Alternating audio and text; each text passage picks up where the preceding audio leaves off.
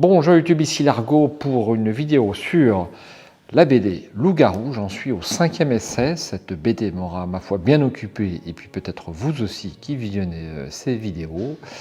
Et je vais essayer donc d'arriver au bout de cette aventure sur cet essai. J'ai l'intention de faire quelques petites modifs, puisqu'il y a eu un peu de temps depuis la dernière vidéo, donc je sais déjà ce que je vais voler dans la tanière là, de la famille qui m'accueille. Enfin, je vais modifier certains choix parce que ça va pas. Donc autant pour vous que pour moi, eh bien, je vais regarder un petit peu les premières pages pour me remettre dans le bain, puisque ça fait une semaine ou deux semaines au moins que j'ai pas regardé cette BD, et si c'est redondant pour vous, bien vous faites avance rapide, bien entendu. Hein. Je vais aller vite, mais je refeuillette quand même.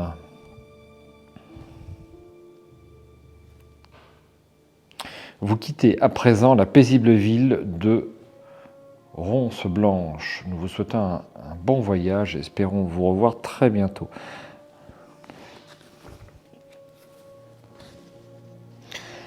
Rencontre avec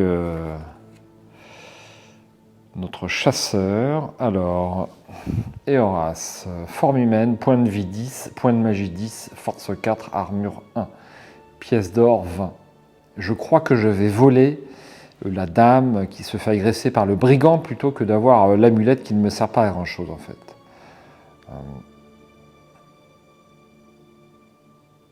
Alors, donc on a dit 10 points de vie, donc j'ai ma petite feuille de personnage, 10 points de vie, hop. Nous avons 4 en armure, nous avons 4 en force, 1 en armure, 20 pièces d'or.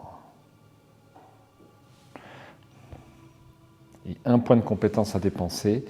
Alors après moult réflexions, eh bien je trouve que malheureusement, un petit faux jour, eh bien il faut démarrer par soldat, parce que les autres m'intéressent pas tellement en fait.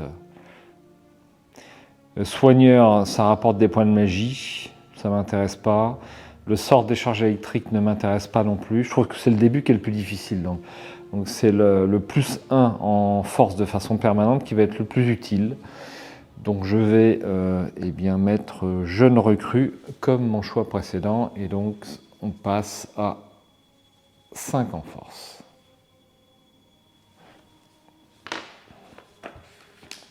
Ensuite je continue. Alors...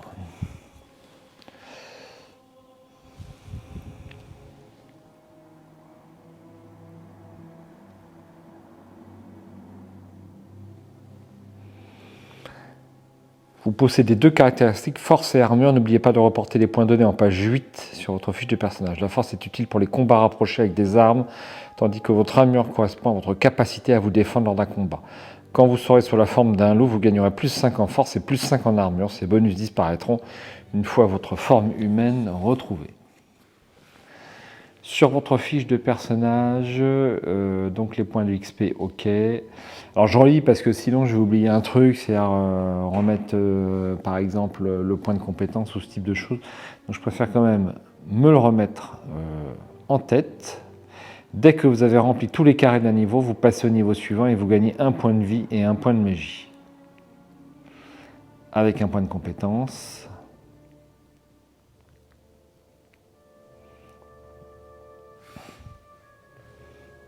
Alors, le marais, c'est pas bon. On va dans la forêt. C'est 216.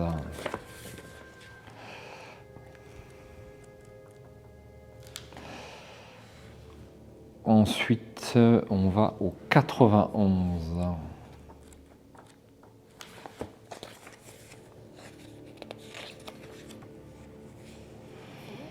Salandar est toujours derrière vous. Vous pouvez tenter de l'affronter en vain. C'est très mauvais. Continuez à fuir en prenant l'un des chemins. Alors, je crois que c'est le 211 qui est le meilleur. J'ai un petit doute. 211. Et je crois qu'il y a un truc que j'ai pas fait là. Je vais essayer le 118. Je crois que je ne l'ai pas fait. Moi et ma curiosité maladive.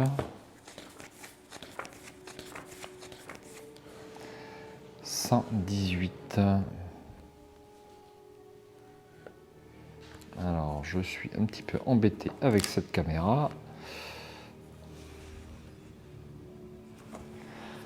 Qu'est-ce qu'on a comme choix ici? Le 64. Ah oui, c'est le cimetière. Ça y est, je me souviens. Le cimetière. Alors là, on a le choix entre le 183 et le 17. Je regarde bien sûr le 183. Je vais rehausser cette caméra parce que ça va pas. 183.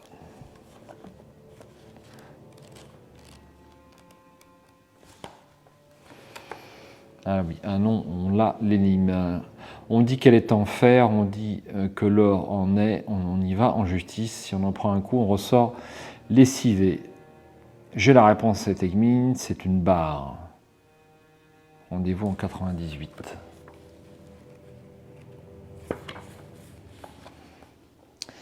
Si vous avez la barre comme réponse, la pierre tombale s'ouvre et laisse apparaître un escalier qui vous mène en 144. Vous gagnez 2 XP pour avoir trouvé la solution. 2 XP.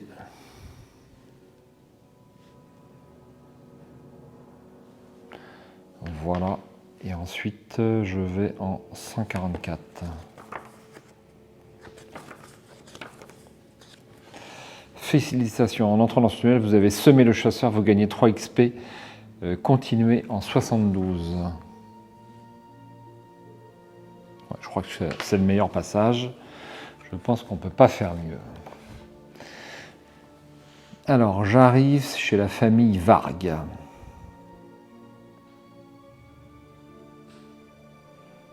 Alors, je peux aller dans la serre ou aller dans la tanière. Je vais vite fait aller dans la serre.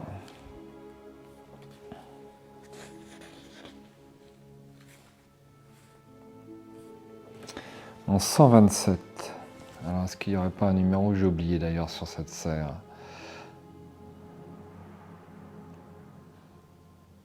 Je vais parler à ces dames. 56 et 320. Je crois qu'il n'y a pas grand-chose, mais je vais quand même le faire.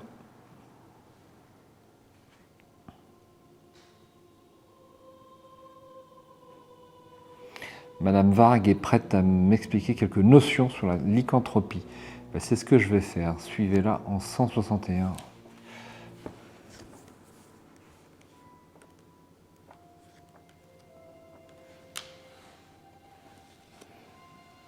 Comme tu le sais, nous nous transformons à la pleine lune, mais tu ignores certainement qu'il nous est possible de devenir loup comme bon nous semble. Il existe 2 moyens pour y parvenir. Posséder la compétence soir de pleine lune, qui se trouve dans la partie lycanthropie. Alors, soir de pleine lune, ouais, c'est extrêmement difficile à avoir. Il faut arriver à avoir 4 points de compétence de plus. C'est difficile. Ou demander à la vieille voyante qui est en ville d'enchanter une amulette possédant une pierre de jade. Ok, on savait. 122. Non, c'est pas bon. Retourner en 127.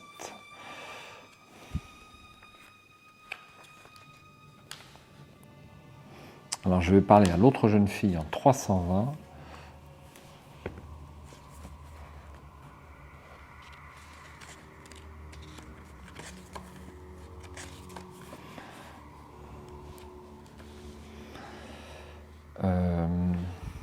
Un nouveau loup. Tu vis à Ronce Blanche, j'ai des amis comme nous là-bas, je pourrais te les présenter. Ils sont tous les soirs à la taverne des Trois Faisans. Ah oui, c'est vrai. On retournait en 127. Ok, je retourne donc en 72.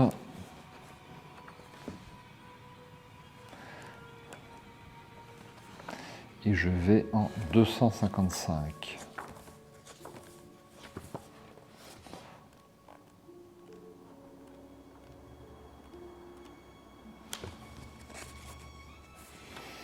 Il a une tête de méchant quand on le voit pour la première fois, mais c'est un gentil. C'est Garolf. On va s'entraîner un peu, on va en 278.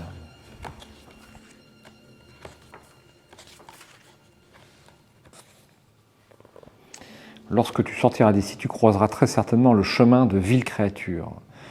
Mais je ne me fais pas de soucis pour toi, tu as l'air robuste, tu t'en sortiras. Il est l'heure de voir ce que vous valez au combat. Direction 45. Alors, premier combat contre l'espèce de champignon.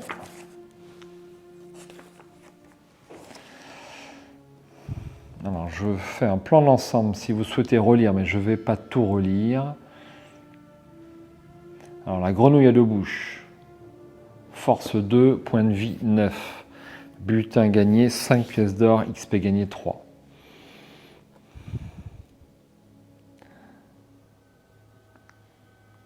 Alors, pour chaque combat, tu dois utiliser ton disque, donc moi, ça sera un dé. Coince son centre entre ton pouce, etc., etc.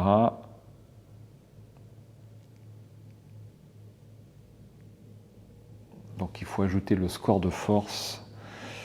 Alors on peut l'avoir en un tour, hein, la grenouille à deux bouches, ça serait pas mal.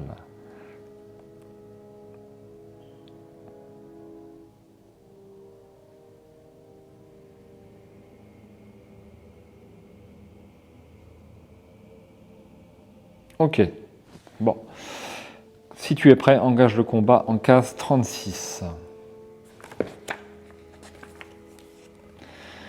Voici la grenouille à deux bouches. Donc je vais lancer un dé. Alors j'ai pas ma petite piste de dés malheureusement, donc on va se contenter de lancer un dé comme ça. Hop, 1. 1 plus 5 égale 6, il lui reste 3 points de vie. Elle m'attaque, elle a 2 en force, j'ai 1 en armure, je perds 1 point de vie. Je passe à 9 points de vie. Je continue. 6, la grenouille est tuée. J'ai donc 3 XP, donc je vais franchir un niveau. Je vous le montre. 1, 2 et 3. Et je vais donc passer à homme bouclier pour avoir plus 1 en armure. Je passe à 2 en armure. Hop. Voilà, et ensuite 5 pièces d'or que j'ai dû oublier sur une partie ou deux, c'est pas impossible. Je passe à 25. Ensuite, je vais en 152. Alors, je suis autorisé à visiter la maison. Je vais aller dans la cuisine, 209.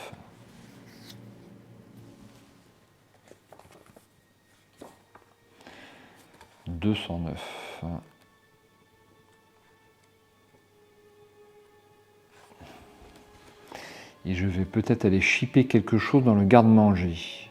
L'arrière-cuisine en 105. L'arrière-cuisine en 105.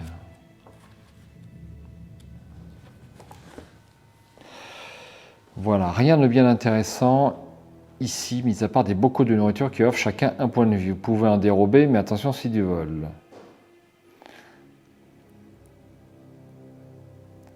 Attention aux conséquences éventuelles, revenez en 209. Alors, combien de bocaux je peux shipper? Alors, j'ai droit à 10 objets. Je ne vois pas le nombre de bocaux, donc je suppose que je peux en prendre autant que je veux. Est-ce que c'est un oubli? Qu'en pensez-vous? Rien de bien intéressant ici, mis à part ces bocaux de nourriture qui offrent chacun un point de vie. Vous pouvez en dérober. Donc je ne l'ai jamais fait jusqu'à présent, je vais le faire aujourd'hui. Je vais en prendre 10, bocaux plus 1 PV. Donc 10.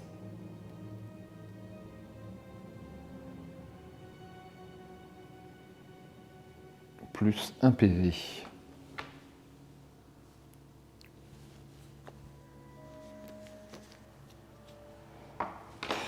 Revenez en 209.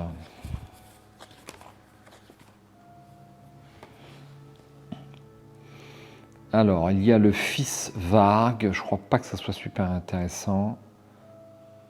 Bon, vite fait, 282.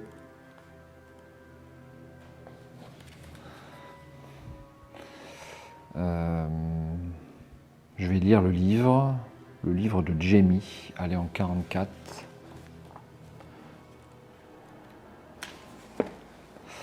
Alors, qu'est-ce qu'il nous disait sur ce bouquin? La lycanthropie est une maladie que l'on contracte après une morsure ou une greffure de loup-garou. Certains vivent très bien cette malédiction, tandis que d'autres font le maximum pour s'en débarrasser en mangeant des baies de conifleurs. Celles-ci sont très difficiles à trouver, leur efficacité reste encore à prouver. Prise à forte dose, elle serait même mortelle. Ah, ça je m'en souvenais plus, c'est bien de me l'avoir remis en mémoire. 209. Je reviens sur mes pas. 152.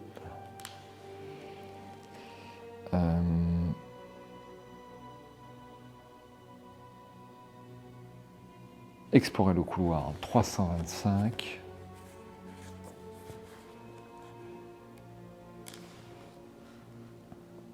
Alors on a une porte ici que pour l'instant j'ai jamais réussi à l'ouvrir.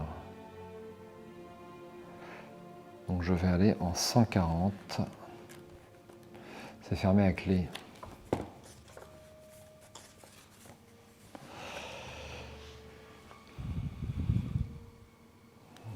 « 84.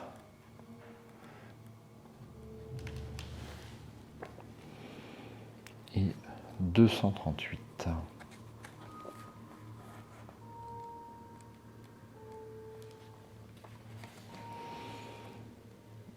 Ensuite, je vais en 30.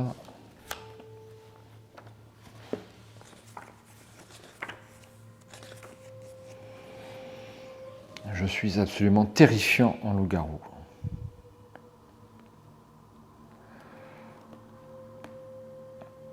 249. Un sujet quand même fort original pour cette BD, hein, qui n'est pas tellement manichéenne, on va dire, hein, puisque les loups-garous sont quand même considérés comme plutôt méchants. Sauf celui de Harry Potter.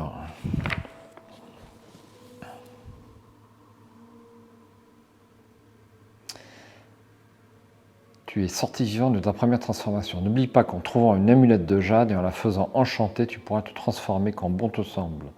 Si tu n'en trouves pas, tu peux débloquer la compétence sort de pleine lune. Tu seras obligé de te transformer pour vaincre certains ennemis. À la fin du combat, tu décideras de redevenir un humain, de rester un loup. Auquel cas, prends garde à ne pas te promener n'importe où.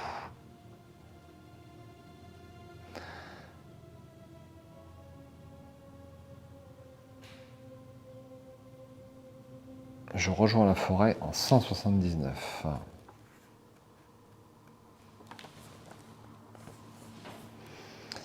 Alors le 12 n'est pas bon du tout. Je vais plutôt aller vers le 287. Alors, disons qu'il y a un combat qui est quand même assez difficile de mémoire. Ah. Alors un nouveau danger se présente à vous. Allez-vous voler au secours de cette pauvre femme en 75 ou passez votre chemin? Alors je vais aller au secours de cette pauvre femme. 175.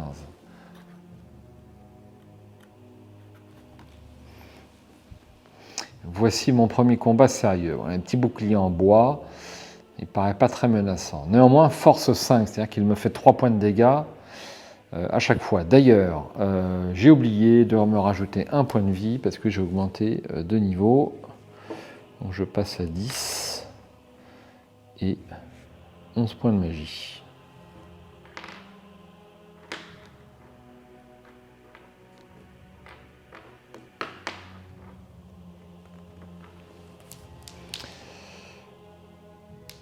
Point de vie 11.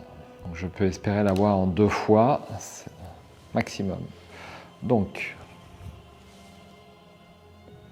j'ai 5 en force. 3 plus 5 égale 8, il lui reste 3 points de vie. Il m'attaque, et donc 5 moins 2, 3 points de dégâts. Bim. Je passe à 7.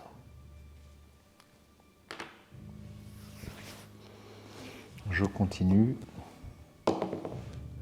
3 plus 5, 8. Bim. Il est tué. Je vais donc gagner 15 PO. Je passe à 40. Je passe à 40 et je gagne 3 XP. 1, 2, 3. Voici ma feuille de personnage. Alors je vais garder les pièces, alors que d'habitude je les redonne à la jeune femme. Je garde les pièces. Je continue en 36. 316 plutôt. 316. Le numéro n'est pas clairement visible, c'est le 77.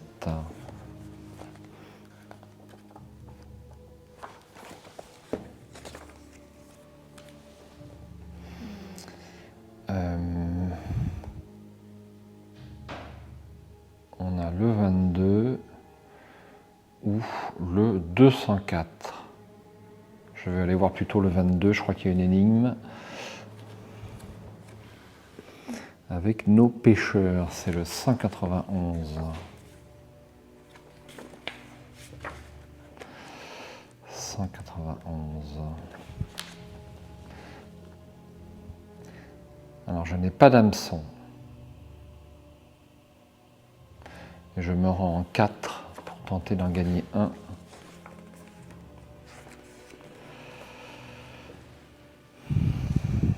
Alors,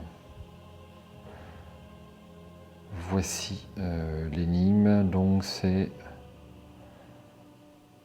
Je me souviens plus de la réponse. 5. Enfin 4-5, voilà.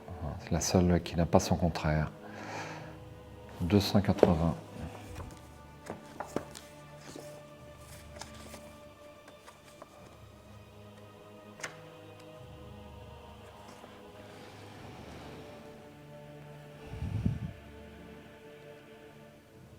Alors j'ai gagné l'hameçon et je peux aller pêcher en 298.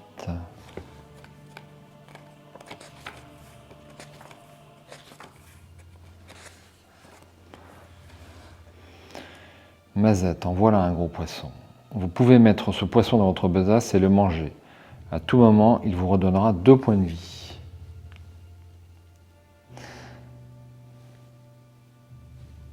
Alors, je vais... Je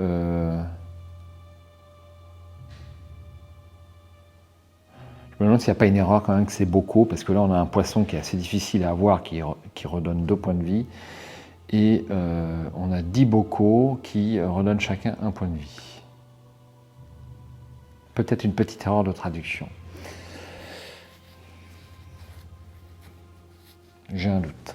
Bon, alors je vais prendre... Bon, après avoir relu la case, des bocaux de nourriture qui offrent chacun 1 point de vie. Bon, ok. Donc je vais prendre... En manger 3. Il m'en reste 7. Je récupère 3 points de vie, je repasse à 10. Et j'ai mon poisson.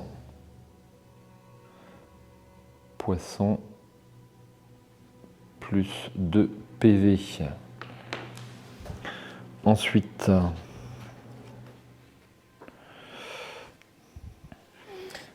je retourne en 22.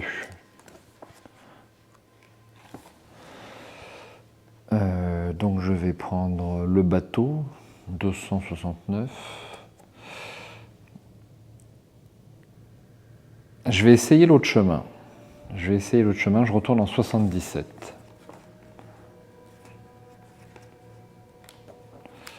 Et donc 204. C'est sans doute pas bon, mais...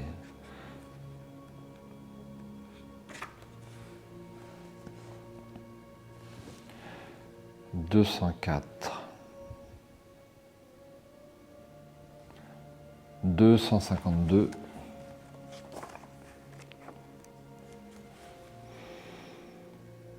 Ah oui, on arrive directement ici, ouais. On arrive directement au fortin. Bon, c'est pas forcément très bon, ça. 223.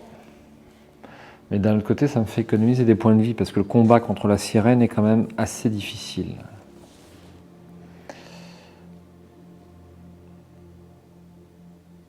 Alors, je ne vais pas visiter la maison du troglodyte, c'est pas la peine. et donc je vais en 259.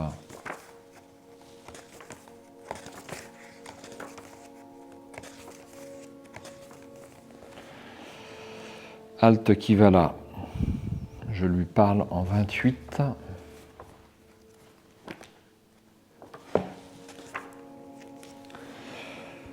Il est interdit à moi de trouver le mot de passe. Mon premier est une voyelle, mon deuxième est une forme. On se sert de mon troisième pour voler. Alors, hirondelle. 40.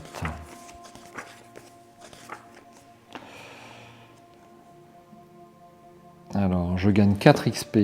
Donc, 1, 2, 3 et 4. 1, 2, 3 et 4. Et je gagne un niveau. Alors, est-ce que je fais lame déchaînée plus 1 de force de façon permanente? Oui. Lame déchaînée.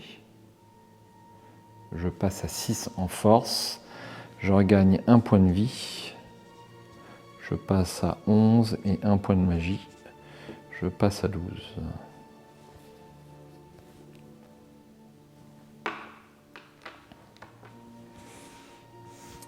Ok.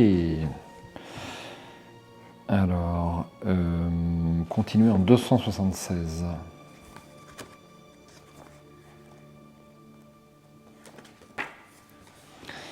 Alors là, je vais rentrer dans la tente. Je suis dans le camp. Et je vais rentrer dans la tente en 2. Et ne pas faire la même erreur que la dernière fois. Je vais directement parler au gars plutôt que d'aller voir le coffre. 19. Alors ça, je ne l'ai pas encore lu. Je me suis blessé l'épaule. Je me suis blessé hier en chutant sur mon épaule. Nous étions partis en forêt lorsque nous sommes tombés sur un énorme loup-garou. Ces bêtes sont monstrueuses et surtout très dangereuses, il faudrait les éradiquer. Un frisson vous parcourt tout votre corps. Heureusement que cet homme ne connaît pas votre secret. Retournez sur vos pas en 2. Bon, il ne nous apprend pas grand-chose. Alors en 2, je vais retourner en 276 parce qu'il n'y a rien ici. 276.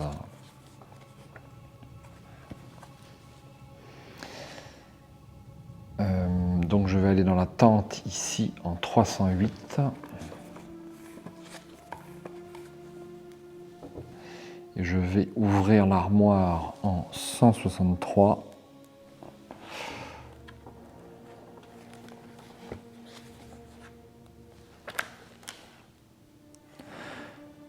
Vous venez de trouver une fiole magique permettant de gagner 1 point de vie et 1 point de magie. Retournez en 276. Je vais la prendre tout de suite, donc je passe à 12 points de vie et 13 points de magie. Hop.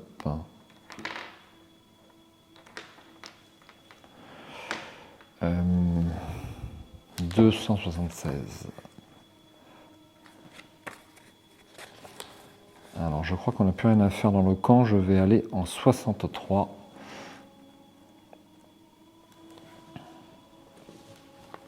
Ah oui, je me souviens de lui, on le rencontre. Vinus, la maison à la porte bleue en ville.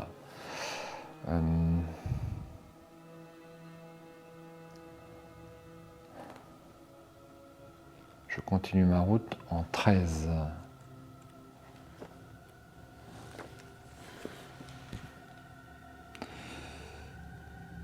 Tout près de la ville, 120.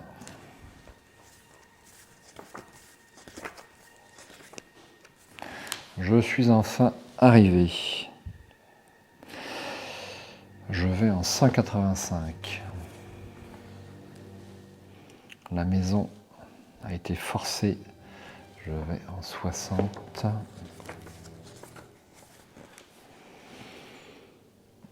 Alors, on a un coffre en 92. Je ne sais plus si j'arrive à l'ouvrir ou pas.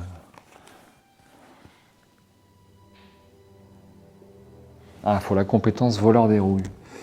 Alors, voleur des rues, c'est le 2e niveau de survivant.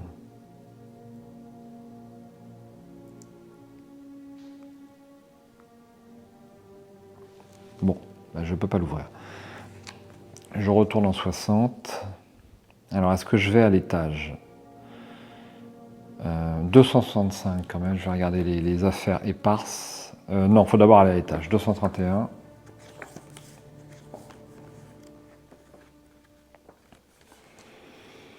Et donc là, on a pas mal de choses. Donc la porte ouverte, c'est pas bon du tout. Je vais prendre deux autres portes. Donc 113.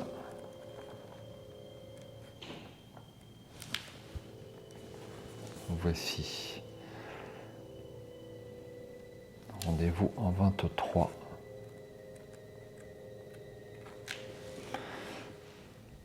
Grâce à vos sens aiguisés, vous flairez le bout de tissu trouvé près de la mare de sang. Vous reconnaissez sans mal l'odeur de Théodred. Rendez-vous en 169.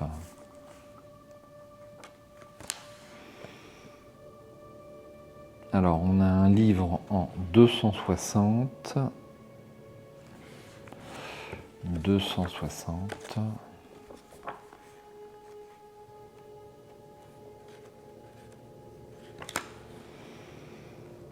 Étrange, pourquoi votre maître lisait-il ce grimoire?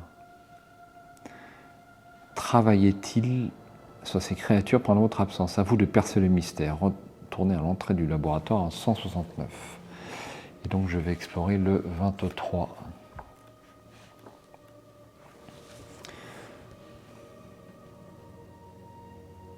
Ah oui, mais rien de spécial. Ok, donc je retourne en 231.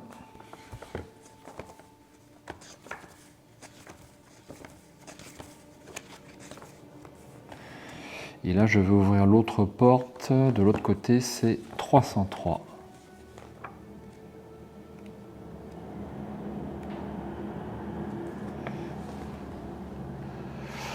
Ma chambre. Je peux regarder sous le lit en 246.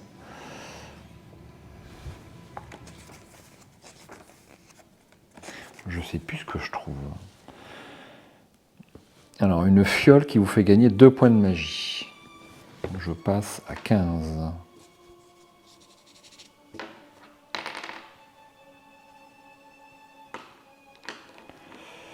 Je retourne en 303. Alors, j'ai plein de points de magie. 303.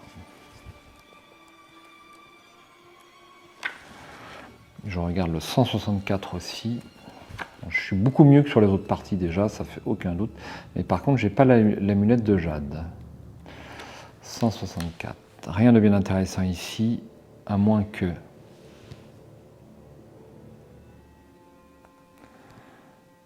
Revenez sur vos pas. Alors que je fasse un gros plan là-dessus. Est-ce que j'ai oublié quelque chose?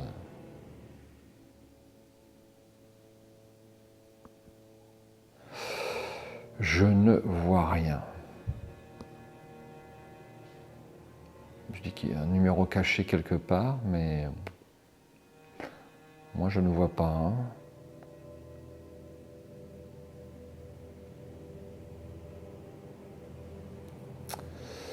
Bon.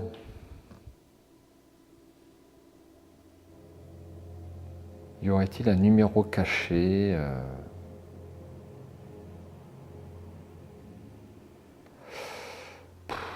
Difficile. Bon. On ne saura pas. Alors, revenez sur vos pas en 303.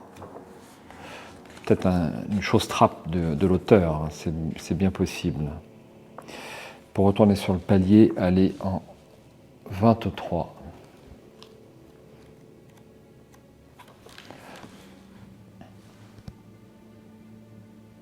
Merde, c'est pas bon. Je me suis trompé de numéro, ça arrive.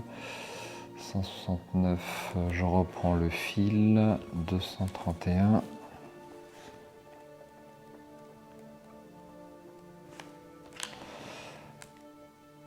Ouais, j'ai oublié le 1. Alors, j'ai juste regardé le monstre qui est en 5, je me souviens plus. Est-ce que, par rapport à mes compétences actuelles, j'ai une chance? C'est juste pour voir, hein. Au 5e essai, je me permets, parce que je l'ai déjà vu en plus. Ah oui, voilà le monstre. Force 7, c'est-à-dire qu'il me fait 5 points de dégâts à chaque fois, c'est énorme. 14 points de vie, ouais, ça vaut pas le coup. Hein.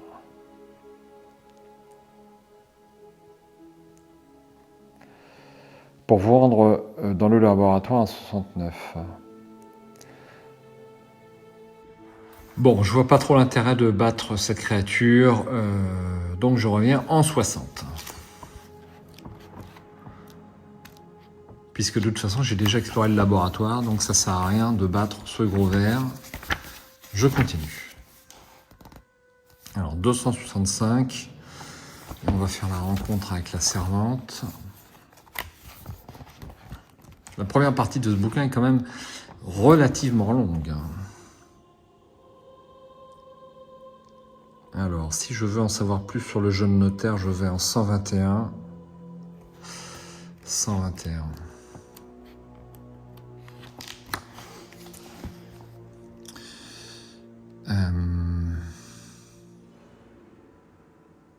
Votre enquête commence dès maintenant. Et elle nous donne une carte 180.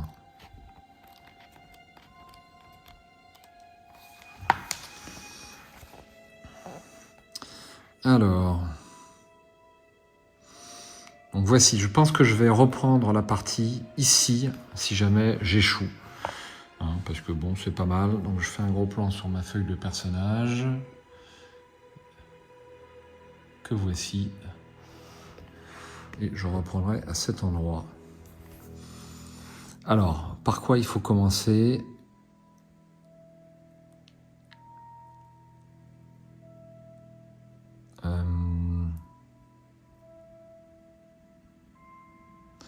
Alors, il faut commencer par le marché, il me semble.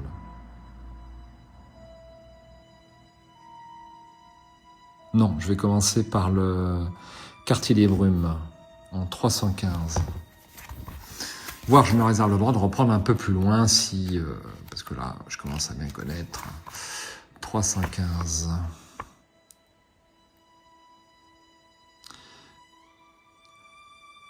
Vous êtes au quartier des Brumes. Si vous êtes en loup-garou, allez directement en 154. Ben, je ne suis pas en loup-garou.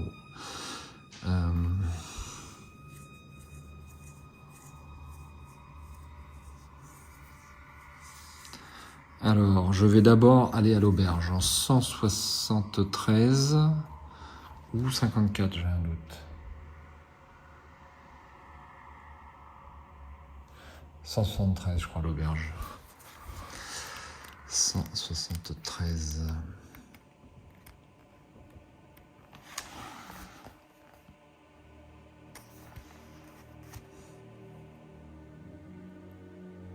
Alors, il y a Vinus qui habite là, le 145 et le 132. Allez, je vais aller voir Vinus, je ne me souviens plus. 10.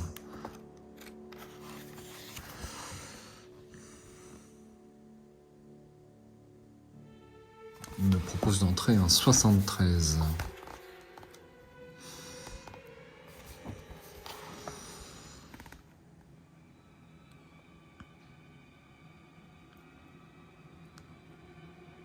Ouais, il m'apprend quelques informations, mais c'est léger.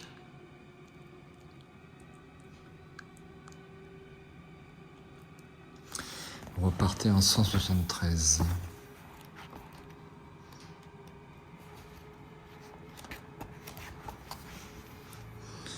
Alors je vais essayer le 145.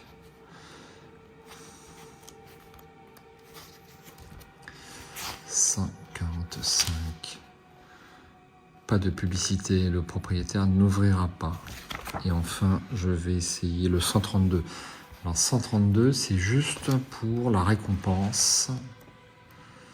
Mais pour l'instant, je n'ai pas tué le... Il faut retrouver le sac de cette dame. Pour l'instant, je ne l'ai pas. Je retourne en 315. Et je vais au cimetière où je vais surprendre une conversation.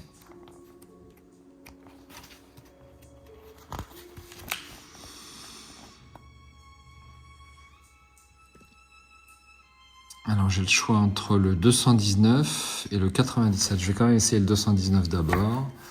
Je me souviens plus. 219. Vous n'êtes pas le premier à venir me poser des questions au sujet des meurtres. Je ne suis pas autorisé à en parler. Cet homme ne parlera pas. Or, vous êtes certain qu'il sait quelque chose qui pourrait vous faire avancer votre enquête. Décidez-vous de revenir sur vos pas en 26 ou tentez-vous de le suivre discrètement jusqu'en 124. Alors, je vais d'abord regarder la tombe. Là, il y a une tombe en 97. 97. Je sais pas si je l'ai fait, ça. Si je trouve la personne qui s'amuse à déterrer les morts la nuit, je lui fais manger ma pelle. Je n'ai pas que ça à faire, moi. Refaire sans cesse ces tombes. Bon, laissez-moi, j'ai du travail. Vous ne trouverez rien de plus de lui. Retournez à l'entrée du cimetière en 26. Bon, il n'y a pas grand-chose. Donc les morts sont déterrés, c'est ce qu'on en apprend. 219, et puis je vais le suivre. 219.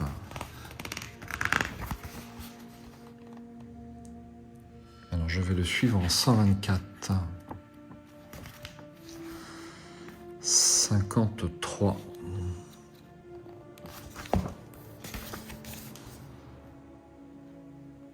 165 ou 271. Allez, 165.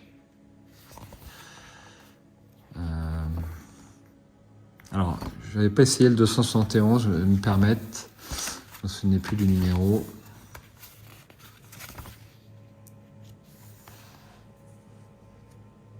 Ah, c'est pas bon du tout. Oh non, dans la précipitation, vous êtes trompé de personne. Peut-être qu'en partant en direction de la mort, vous pourrez rattraper l'employé pris en filature. Courez jusqu'au 16. Jusqu'au 16. Si on fait ça... ouais, on perd de précieuses secondes, donc c'est pas du tout intéressant. Je vais prendre la solution que je connais et qui marche. Donc c'est le 165. Il faudrait prendre plein de notes en fait. 214. Beaucoup plus que je n'en prends. Mot de passe, Veuve Noire. Maintenant que vous connaissez le code secret, vous pouvez entrer dans le bâtiment en 241. 241. Mot de passe, Veuve Noire. Si vous le connaissez ou si vous portez un costume d'employé, je n'ai pas de costume d'employé. Vous pouvez vous rendre en 128.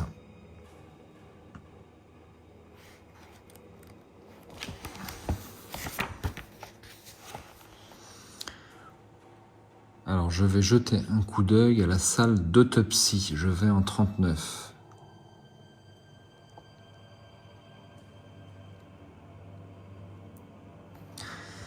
Je vais en 39.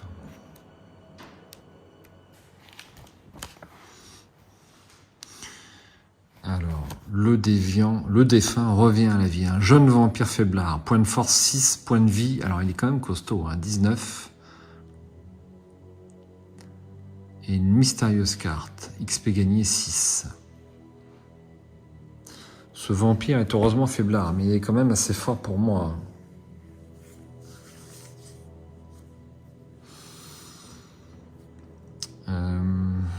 Il est quand même très fort pour moi. Bon, on va essayer. C'est pas grave. Alors, premier jet. 6. 6 plus 6 égale 12. Il ne lui reste plus que 7 points de vie. Je l'aurai forcément, compte tenu de ma force de 6, je l'aurai forcément au tour suivant. Donc je perds force 6. Il a une force de 6 moins 2 d'armure. Je perds 4 points de vie. Je passe à 8.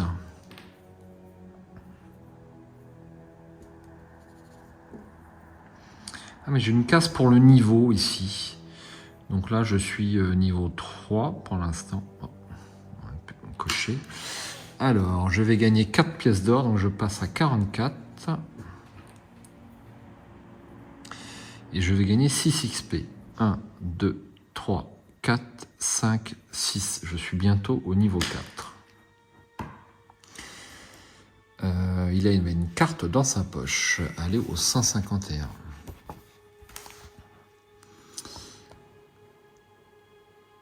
Alors, pour aller au quartier des lames, ça sera le 7. Sinon, je peux retourner dans le quartier des lames. Alors, le 7, je vais noter le 7 dans un coin. Je l'avais déjà noté, mais je le refais. Et je vais retourner dans le quartier des Lames en 62.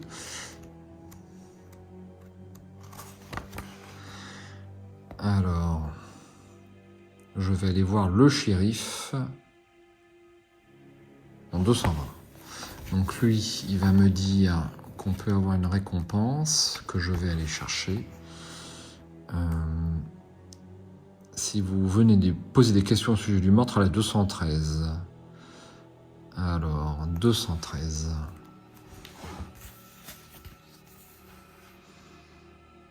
Si j'ai enquêté sur les meurtres, malheureusement non, le shérif me donne que le sale boulot à faire. Pourtant, je suis sûr que je lui serais utile sur le terrain. Par exemple, les marques retrouvées près des corps appartiennent à un clan de vampires très ancien, les McKinley. Voilà une information très intéressante. Retournez dans le hall en 220. Bien, je crois que je n'ai plus rien à faire ici pour l'instant. Retourner en 62. Bon, ben je retourne en 180 et je vais aller au marché. Alors, il y a du soleil. Ça fait des semaines qu'on n'a pas de soleil, mais aujourd'hui, il y a un peu de soleil. Je ne sais pas si c'est agréable en vidéo. Quartier des Gourmets. Case 318.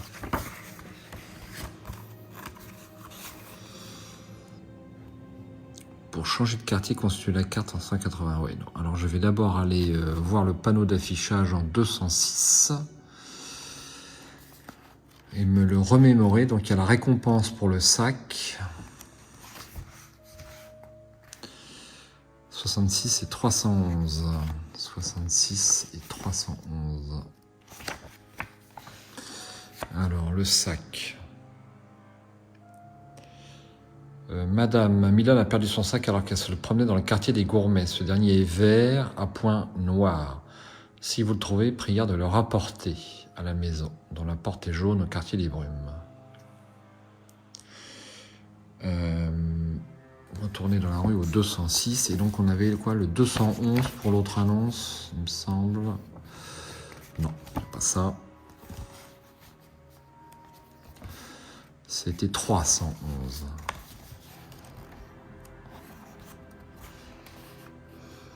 C'est le bandit mort ou vif. Ça peut me rapporter 20 PO. Donc je retourne dans la rue en 206. 318.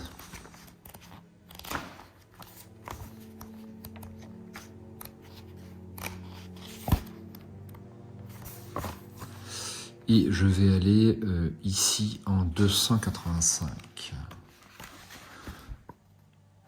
Alors, où serait le sac? Est-ce que le sac ne serait pas dissimulé dans cette case? Je vais utiliser le zoom de l'iPhone.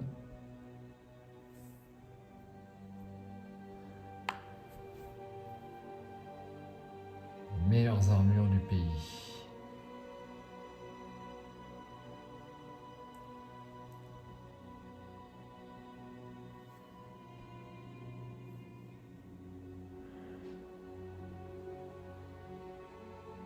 Je ne vois pas de sac. Un sac vert.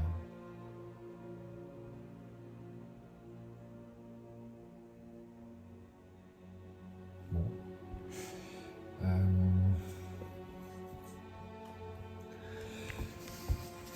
Alors, on a de la viande, on a les meilleures armures du pays. Donc l'armurier en 100, on revenir sur le pas en 318. Je vais d'abord aller chercher de la viande. 41. 41.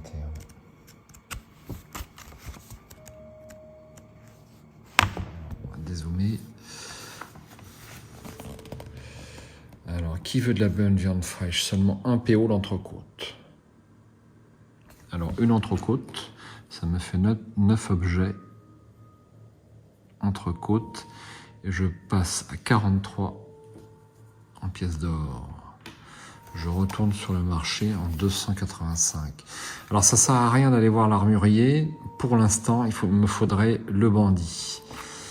Il me faudrait le bandit. Alors, le bandit, donc je retourne voir la carte en 180. La bijouterie, le magasin de magie et le chapiteau de la voyante. Le monastère ou la forge. Je me souviens plus lequel est le bon.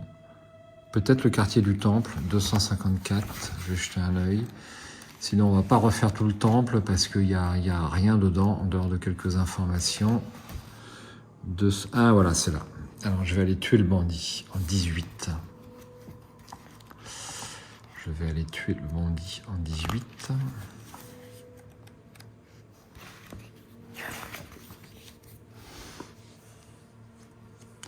Que voici. Alors, bandit de rose blanche, force 8, il est costaud. Point de vie 18. Butin 6 PO et une potion donnant 2 points de magie. XP gagné 5.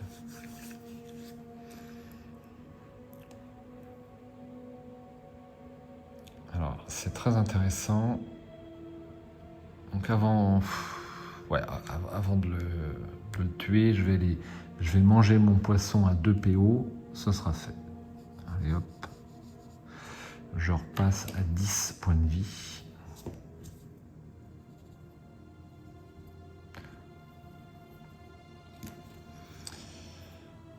Et on y va.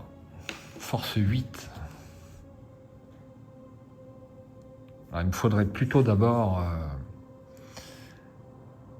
il faut absolument que je sois en loup-garou. Hein. Donc ça va pas. Je fais pas ça. Je fais pas ça.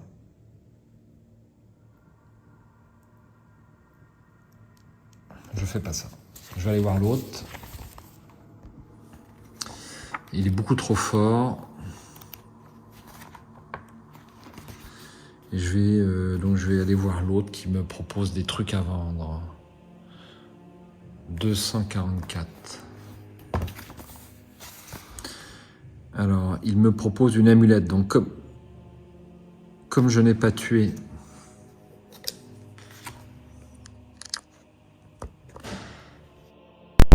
Oui,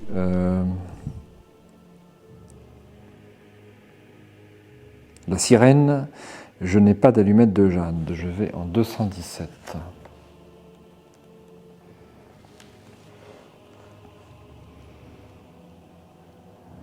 Alors, la possibilité de se transformer en loup-garou hors période de pleine lune est essentielle pour la suite de votre aventure. Vous pouvez choisir, à vous de choisir, payez-vous le prix fort ou cherchez-vous un autre moyen. Quand vous aurez tranché, retournez en 254. Un point de force et un point d'armure, c'est énorme, mais je le fais. 5 et 1.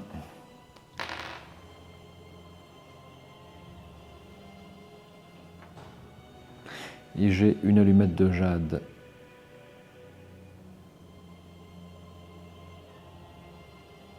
Hop.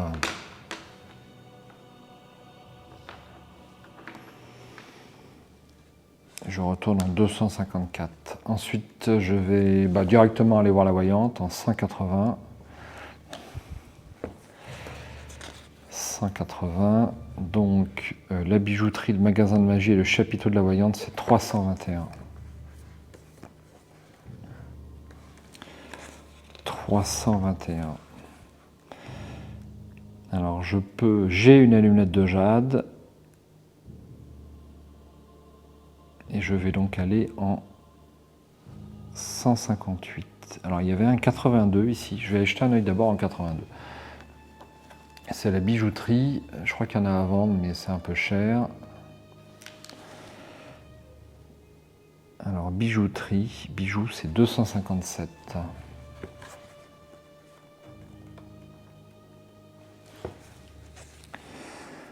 Alors, on peut acheter une amulette de jade pour 25 PO.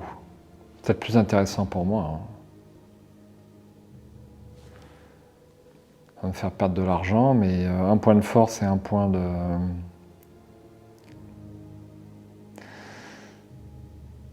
Ou alors je prends un anneau. Les anneaux confèrent tous un point de vie après chaque combat, tandis que les amulettes donnent 2 points de magie.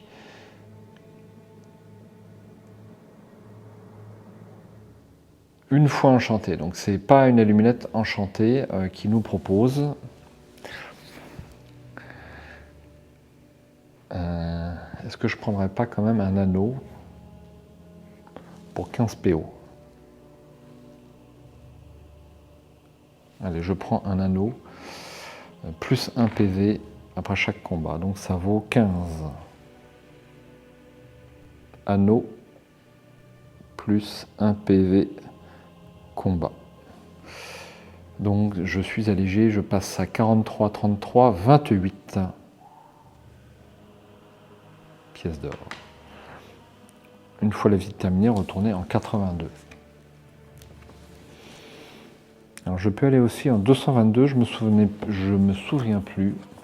C'est chiant, hein, je repasse toujours au même endroit. Mais il pouvait faire avance rapide. Ah oui, c'est vrai. Chaque potion coûte 3 PO et vous redonne 1 point de magie ou 1 point de vie au choix. Ah, mais par rapport aux bocaux, c'est pas du tout intéressant. Hein. Donc j'ai encore 7 bocaux. Je retourne en 82 et je vais aller voir 321, la voyante. Je me souviens plus du numéro. C'est 158.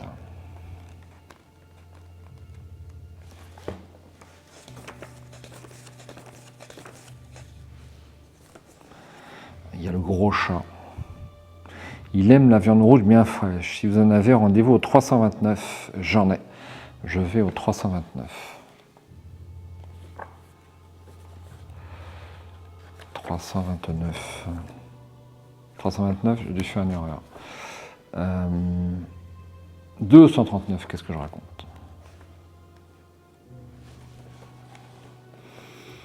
Alors, ne dites rien, vous avez un collier de jade et vous voulez que je l'enchante. Vous en doutez, ce n'est pas gratuit. Vous devez sacrifier 1 point de force ou 1 point d'armure. À vous de choisir. Si vous êtes d'accord, rendez-vous au 31. Alors, je vais sacrifier... j'aurai 0 en armure, du coup.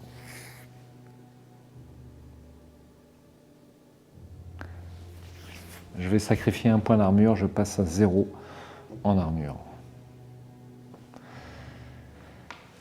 C'est cher. Je me rends en 31.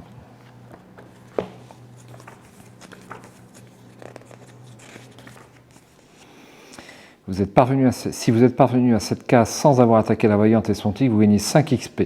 Vous prenez ensuite votre nouveau collier qui vous permettra de vous transformer quand vous le désirez contre 1 point de vie. Il ne faut pas que j'oublie. Contre 1 point de vie, ça c'est chiant. Donc, 5 XP. 1, 2, 3, 4 et 5. Et je passe au niveau 4.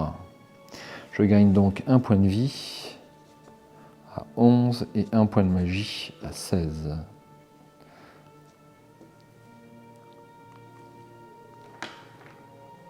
Hop.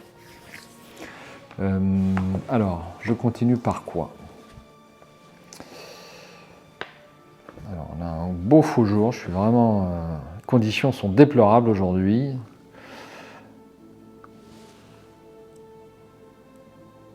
Alors, sort alchimiste. Je vais prendre ça, je vais passer... Ah ben non, je peux pas. Merde, je suis soldat. Donc j'ai le choix entre redémarrer un truc ou passer lycanthrope.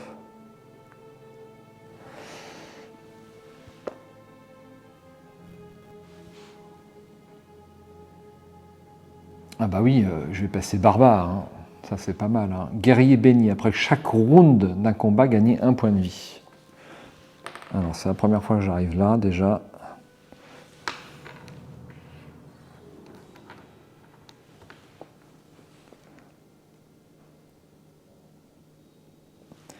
Guerrier béni. Alors ça c'est pas mal, mais après j'attaque un truc qui me donne des décharges électriques. Ça serait mieux. Je vais changer mon truc, je vais sacrifier 1 point de force et garder 1 point d'armure. Donc je passe à 4 en force Et je garde un point d'armure pour le collier de jade. Je m'autorise cette petite modification parce qu'après je vais repasser ici. Bon, ok.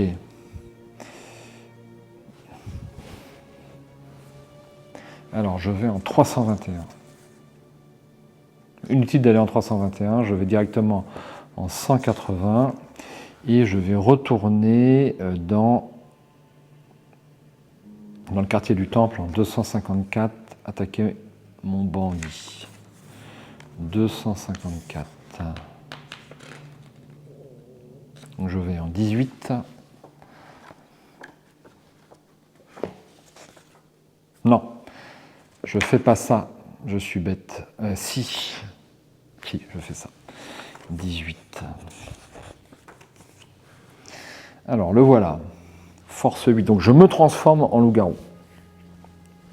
Je passe donc à 9 en bonus de force et 6 en armure.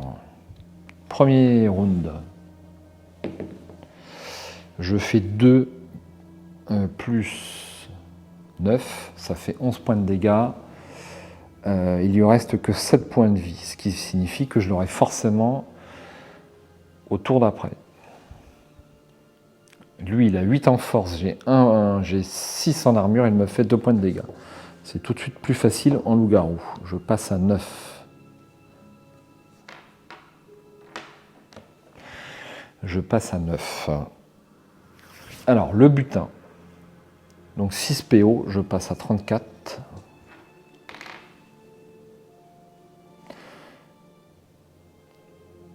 Je passe à 34. Je gagne 2 points de magie, je passe à 18. Je suis bientôt au maxi. Et j'ai 5 XP. 1, 2, 3, 4 et 5. Ensuite, j'ai un anneau qui me donne un point de vie après le combat, mais le fait de me transformer en loup-garou me faisait perdre un point de vie. Donc ça s'annule. Ça s'annule. Je n'ai plus l'entrecôte, je la barre. Voilà. Vous pouvez empocher votre récompense. Je repasse donc je retourne en 180 et je vais retourner voir le shérif. C'est le 62.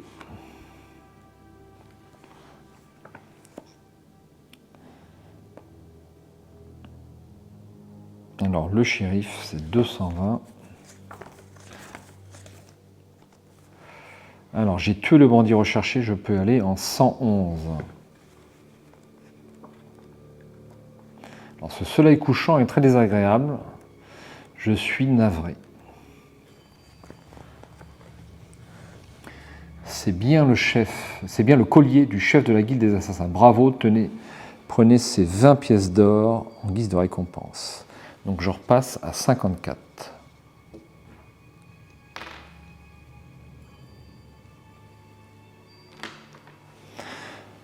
Une fois votre prime empochée, retournez en 220. Donc je vais retourner. J'ai toujours pas trouvé le sac. Je ne sais pas où est ce satané sac.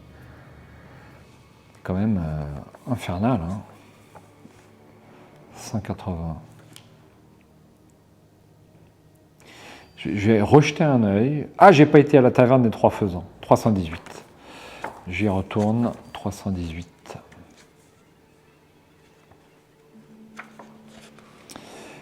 C'est le 167. Je ne sais plus ce qu'il y a. Pas grand-chose peut-être, mais j'y vais. 167. Alors, on a le tavernier, on a la porte qui donne derrière la rue. Alors, je vais aller en 250 voir les gens qui sont établis. 250.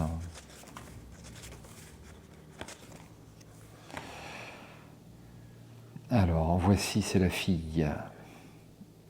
Les membres de la meute ont mystérieusement disparu. Si vous désirez en savoir plus, rejoignez la fille de Garulf en 58. Je veux en savoir plus. Mon père est en ville et cherche des indices pour les retrouver. On a appris que ton maître avait aussi disparu. Ce sont peut-être les mêmes ravisseurs. Pour retourner dans la pièce principale, rendez-vous en 167.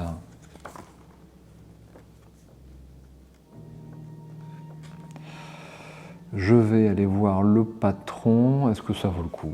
J'ai jeté un œil, 197. Salut Horace. Non, je n'ai pas vu Théocrède. Je retourne en 167, il n'y a rien à apprendre. Et le 324.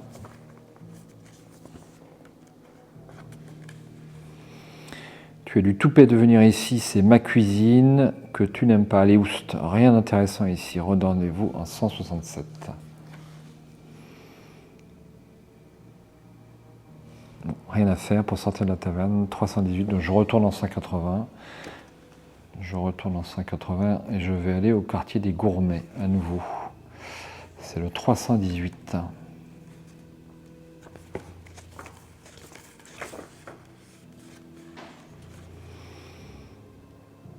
Non, c'est pas le 318, je me suis trompé. C'est pas le quartier des gourmets. Le marché, le panneau d'affichage, la taverne. Mais si, c'est pourtant ça. Ouais, c'est bien ça.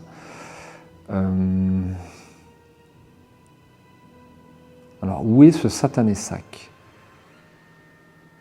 Je crois que j'aurais pas la solution. Si vous avez vu un sac vert, eh bien, faites-le moi savoir. Est-ce qu'il ne serait pas dans la taverne en 167? Est-ce que j'ai bien regardé la case de la taverne? Ouais, pas de sac. Bon, je vais en 285 au marché quand même pour acheter quelque chose. Et je vais donc voir l'armurier en 100. Je regarde à nouveau si je vois ce sac vert, mais je ne le vois pas. Voici les armures. Tunique en côte de maille, plus 2 en armure, 40 PO. Alors on peut acheter un bouclier à 60, mais j'ai pas assez, donc je vais acheter une armure à 40 PO. Donc je passe à 3 en armure.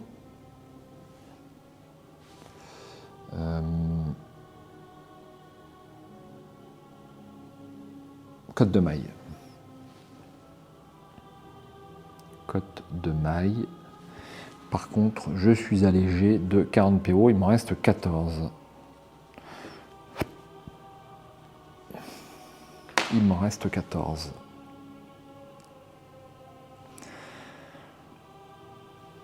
Bon, je pense que je ne peux plus rien faire en ville. Je vais jeter un œil sur la carte, mais a priori, j'ai fait tout ce que je pouvais faire. Peut-être oublié des trucs, hein, mais... Alors, il y a le monastère et la forge, mais j'ai plus d'argent, donc c'est réglé. Donc, je vais aller en 7. Je vais aller en 7 et je vais prendre une image donc, de ma feuille de personnage pour reprendre à cet endroit-là. Donc, je vais en 7.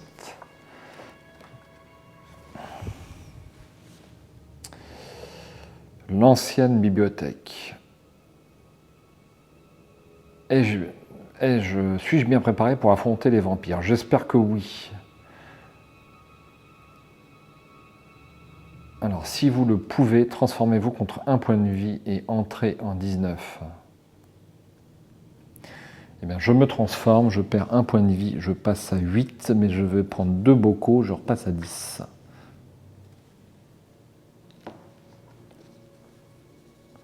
Il me reste 5 bocales. Alors, l'amulette de jade, c'est pas un emplacement d'inventaire. Je vais la remettre sur mon équipement. Amulette de jade.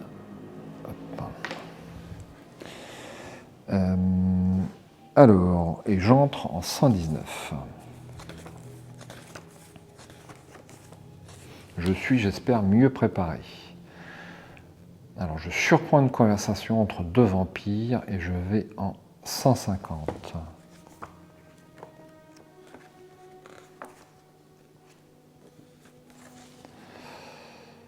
Le duc McKinley est très inquiet. William,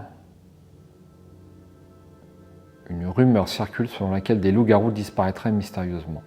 Vous avez du mal à entendre la réponse de l'homme. Vous vous approchez un peu plus en 225. Alors, de mémoire, les vampires ne sont pas les coupables. On ne sait pas pour l'instant qui est coupable. Le plus grave, c'est que ces bêtes vont penser que nous sommes les responsables. C'est quoi ce bruit? Qui est là? Vous ne pouvez plus vous cacher. Les deux vampires vous ont vu et vous sautent dessus en 90. Aïe.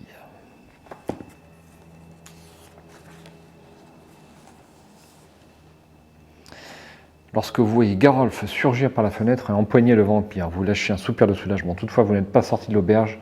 Le bibliothécaire ne compte pas vous laisser sortir en vie. Alors, 14 en force, point de vie 40, mais c'est énorme. C'est énorme.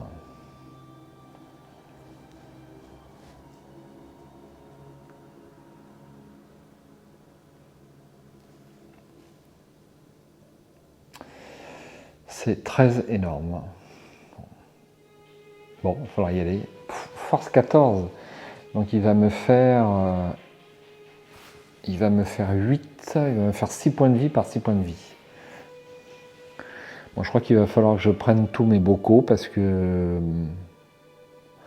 je ne vois pas l'intérêt de les garder. Donc avant de rentrer dans la truc, je vais récupérer 5 points de vie avec 5 bocals. Comme ça, c'est une affaire réglée, je passe à 15. On y va.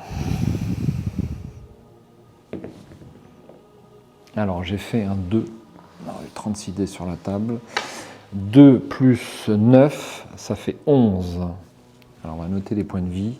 Ça fait 11, donc il passe à 29.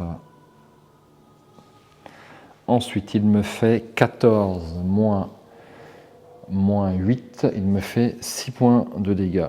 C'est énorme, hein. Je passe à 9.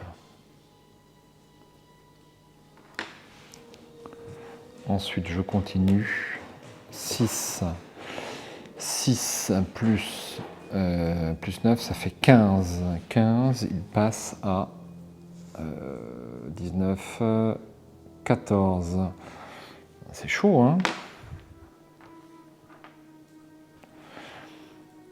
Alors, je gagne un point de vie après chaque round de combat. Donc, je regagne 2 points de vie,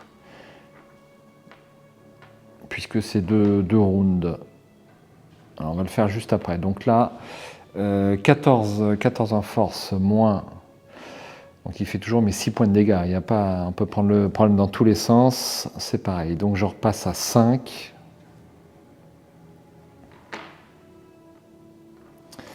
Et ça sera bien que je le tue tout de suite.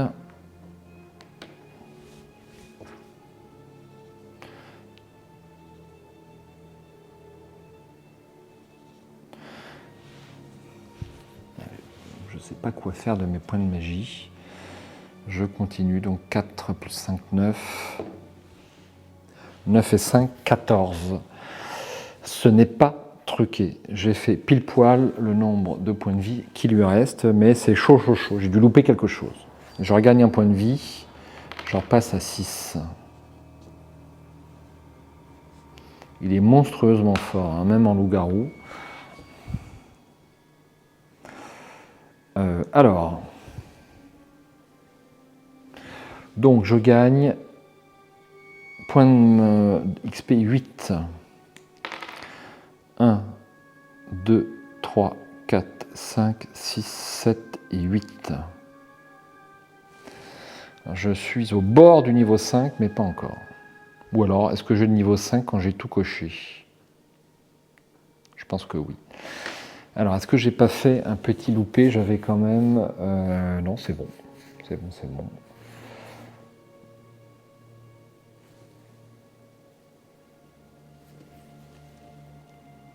Et 2 points de magie. Alors, je suis à 20 en points de magie. Je ne sais pas si ça va être utile.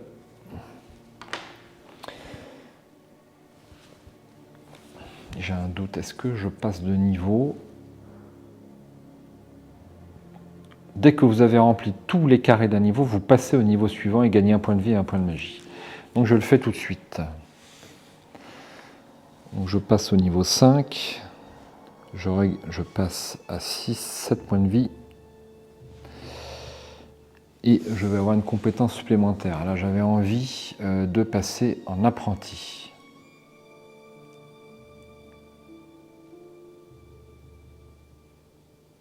Et je vais pouvoir lancer plein de sorts. Hop.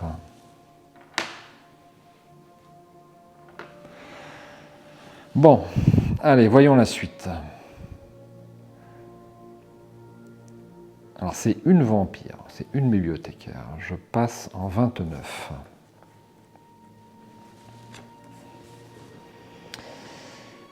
La discussion entre la bibliothécaire et son interlocuteur vous a troublé. 1001 questions se bousculent dans votre tête. Cependant, le temps est compté, vous ne pouvez en poser que 2. Choisissez bien.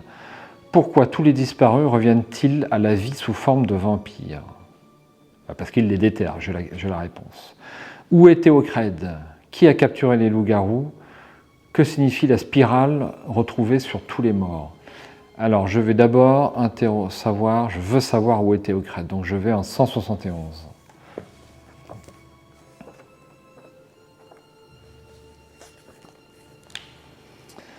Votre maître se trouve dans notre QG principal, le vieux château caché dans la forêt. Mais il n'est pas retenu contre son gré. Si vous avez une seconde question à poser, retournez en 29. Alors, j'ai une seconde question à poser. Qui a capturé les loups-garous?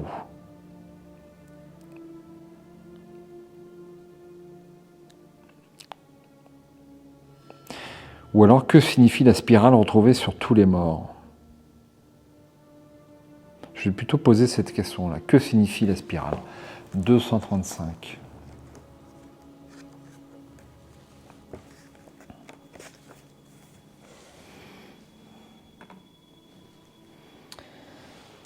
La spirale est le symbole de notre clan, le clan McKinley. Chaque membre a cette marque tatouée sur son bras. Je n'ai plus de questions, je vais en 176.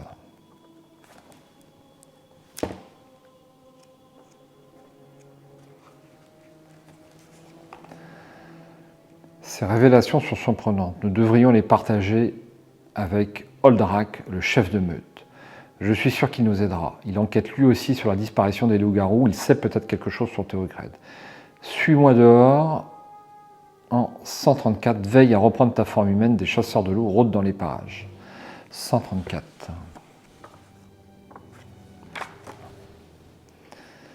Je dois te demander... Tu dois te demander ce que je fais en ville. J'enquête sur la disparition des loups-garous. Comme la plupart vivaient ici, j'espérais trouver quelques indices ou peut-être partager nos découvertes. Voici ce que j'ai trouvé. Si vous êtes sous votre forme de loup-garou, elle est en 29, sinon 205. Ben non, je suis en forme humaine, évidemment. 205.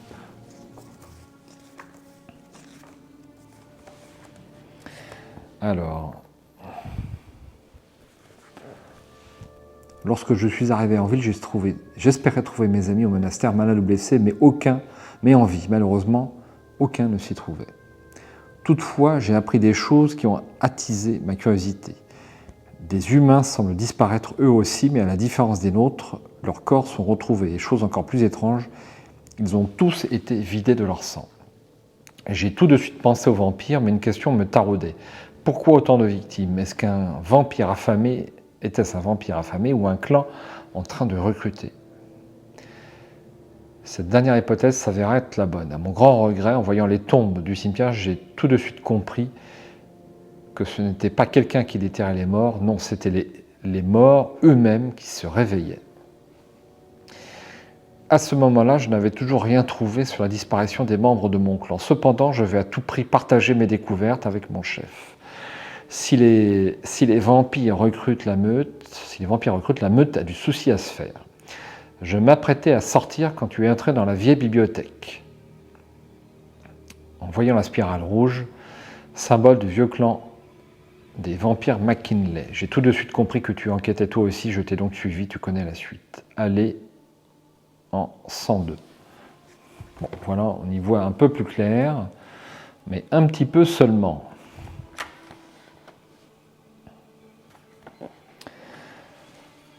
Voilà ce que je te propose, Eora. Si tu souhaites en savoir plus sur Théocrède et ses vampires, suis-moi jusqu'au camp de ma meute. Il est caché près du vieux chêne blanc, loin de Ronce Blanche. Là-bas, nous pourrons continuer ensemble notre enquête. Qu'en dis-tu? Si vous n'avez plus rien à faire en ville, suivez Garolf en 301. Si au contraire vous n'avez pas fini d'explorer Ronce Blanche, vous pouvez y retourner en consultant votre carte en 180. Ben, j'ai rien de spécial à faire en ville, j'ai plus d'argent, bon, j'ai pas trouvé les sacs, je n'ai rien de spécial, hein, donc je vais en 301.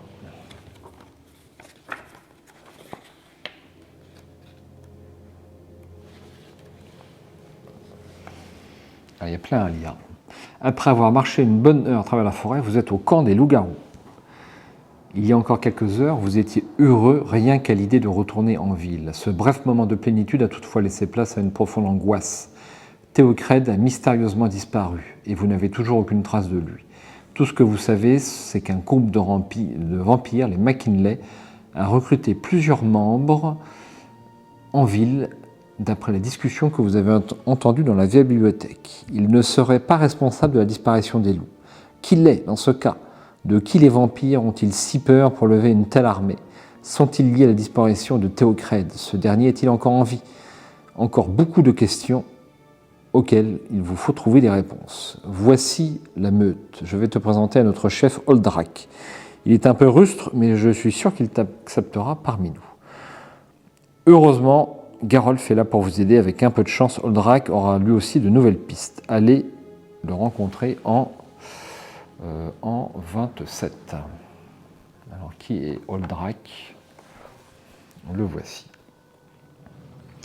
Alors, Garolf, sais-tu où se trouvent nos camarades? Hélas non, j'ai des nouvelles inquiétantes.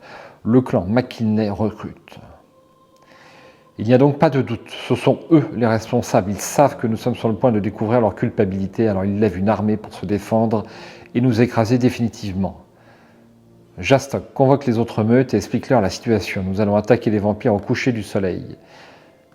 Rendez-vous dans la carrière pour le rassemblement. Anxieux et surtout en proie à des sentiments mitigés, vous doutez de la culpabilité des vampires. Cependant, s'ils détiennent Théocrède, l'attaque vous permettra d'entrer dans leur repère. En attendant, vous pouvez visiter le campement en 237 et continuer votre enquête. Vous pouvez aussi tenter de convaincre le chef de meute d'annuler l'attaque en 186. C'est ce que je vais faire. Je vais tenter de convaincre le chef de meute. Oldrak, lorsque nous avons infiltré le repère des McKinley à Ronce Blanche avec Eoras, nous avons clairement entendu qu'ils n'étaient pas responsables de l'enlèvement des loups. Si nous y attaquons, vous avez du mal. Écoutez, ces vampires sont la cause de tous nos maux. Ils le paieront cher, préparez-vous.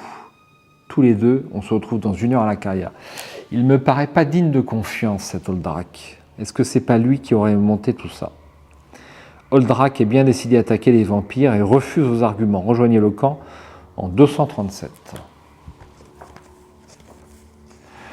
237.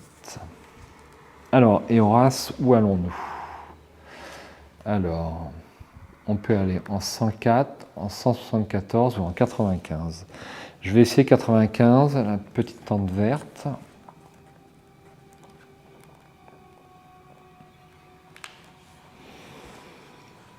Bonjour soldat, laisse-moi panser tes blessures avant la grande bataille.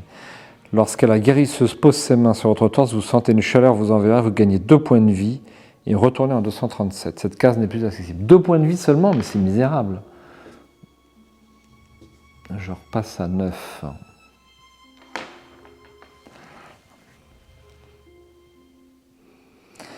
Alors, retournez en 237. La grande bataille. Je vais aller voir ici en 174. Ah, je crois que j'ai oublié un... Ah, j'ai oublié un truc. C'était la première fois que je passais au camp et j'ai oublié de prendre la corneille. Bon, est-ce que je fais un petit rollback? Est-ce que je fais un petit rollback? Alors, je fais un petit rollback. La corneille me donnait 1 point de vie après chaque combat gagné. Donc, j'ai gagné le brigand, j'ai gagné le vampire faiblard, j'ai gagné le bibliothécaire. Et puis, c'est tout. Le brigand, le vampire faiblard, le bibliothécaire, je crois que c'est tout. Donc, j'aurais gagné 3 points de vie avec la corneille. Voilà. C'est réparé. Je repasse à 12. Et je vais donc probablement changer de compagnon. Mes faucons sont aussi rapides que l'éclair et aussi puissants que la foudre. Ça te dit d'en avoir un, il ne coûte que 20 PO. Alors, si vous possédez la compétence élevage, on me l'offre. Mais je n'ai pas la compétence élevage. C'est où l'élevage? Je jette un œil, sort boule de feu, chanceux. Élevage, ah c'est le premier truc de survivant, d'accord. C'est pas mal ça. Alors j'ai pas assez d'argent, donc je vais garder la corneille. Animal de compagnie, corneille, plus 1 PV après combat. Je garde la corneille. Voilà. Vous irez voir une autre vidéo si vous voulez voir la case de la corneille. C'est un géant dans le camp militaire, enfin un golem de pierre qui me la donne. Je retourne en 237. Et il me reste à aller, alors que je fasse un gros plan parce que j'ai du mal à voir, 104.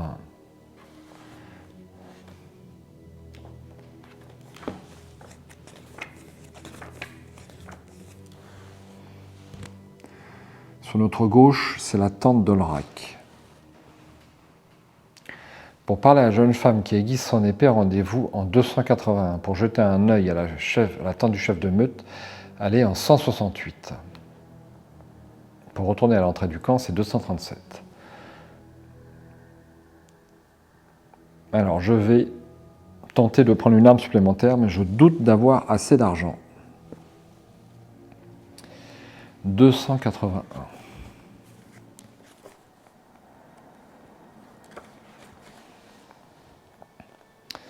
Rester ici, certainement pas, même si j'ai des doutes sur les motivations réelles d'Olrac. Voilà qui est intéressant. Je dois faire tout mon possible pour retrouver mon frère. Il a disparu il y a 2 jours. Vous pouvez repartir sur vos pas en 104, demander à faire aiguiser votre arme en 115 ou lui poser plus de questions sur Oldrac en 182. Je vais d'abord faire aiguiser mon arme en 115. Contre 10 PO, j'aiguise votre lame, celle-ci gagne plus 1 en force. Je dépense 10 PO, il me reste que 4. Et je passe à 5 en force. Retourner en 280. Super intéressant cette BD. J'ai trouvé ça, pour une BD, pour une petite BD, je trouvais ça fantastique. Alors la prochaine BD que j'achète, c'est Zone 25. Puisqu'elle est nominée pour avoir le prix, là, je vais acheter ça. Ce ne sera pas pour tout de suite parce qu'on va repasser sur du classique. Alors, plus de questions sur Oldrac, c'est en 182. Il y a 2 nuits, j'ai vu Oldrac sortir en douce du camp suivi par Jastok, son second. Lorsqu'ils sont rentrés au petit matin, ils portaient tous deux des besaces bien pleines. J'ai pensé au début qu'ils rapportaient du gibier, mais j'ai vu cette pièce d'or tomber dans des sacs depuis la tente et gardée par un grand gaillard. Personne ne peut s'en approcher. Étrange, en effet. J'espère toujours que mon frère est vivant. Si jamais vous le voyez, il porte un collier avec un pendentif qu'il est impossible d'oublier. Un gros galet rouge en forme de cœur, gravé des lettres EM. Ce sont les initiales de sa fiancée, EM. Allez en 281.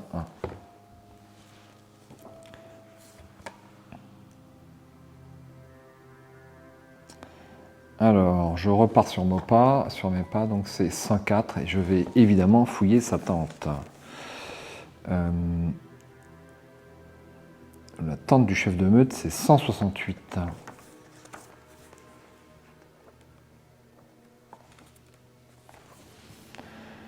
Personne ne passe. J'ai une idée, je vais le distraire, pendant ce temps-là, entre dans la tente par derrière en 322. On se retrouve à la tombée de la nuit à la carrière. Vous pouvez aussi retourner sur vos pas. Maintenant, je fais ça. 322.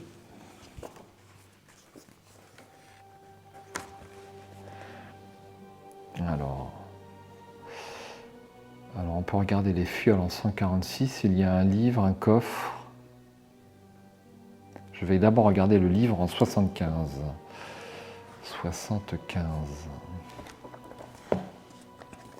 Je suis dans la dernière ligne droite. Alors, Vous reconnaissez tout de suite l'écriture, il s'agit de celle de Théocrède, mais que fait son journal dans la tente d'Oldrac? Vous aviez bien raison d'avoir des doutes sur Oldrac, ce dernier pourrait bien être mêlé à la disparition de votre maître retourné en 322. Alors je vais essayer de le lire.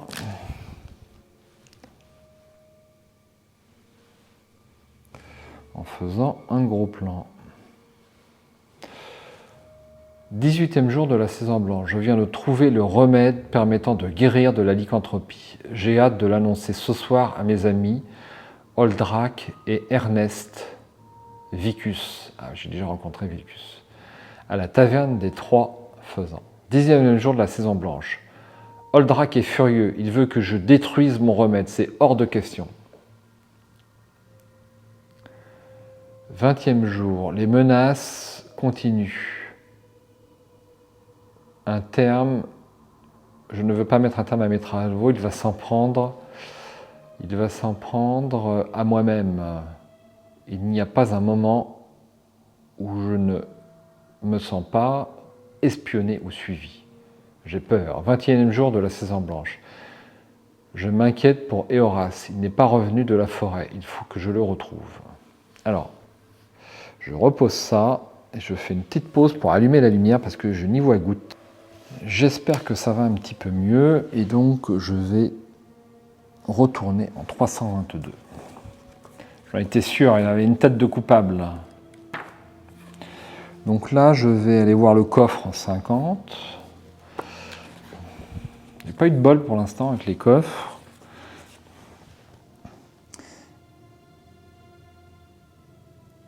Alors, je peux ouvrir le coffre.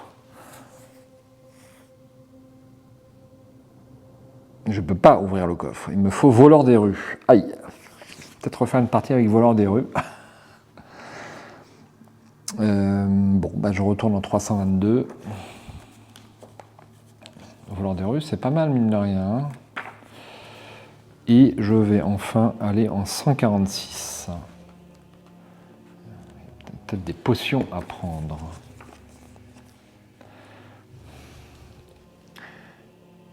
Vous ne pouvez en prendre qu'une. Choisissez-vous la potion permettant de gagner 2 points de vie, celle donnant 2 points de magie, ou une potion d'invisibilité. Après avoir choisi, vous reportez en 322. Je prends une potion d'invisibilité, évidemment. Une potion invisibilité.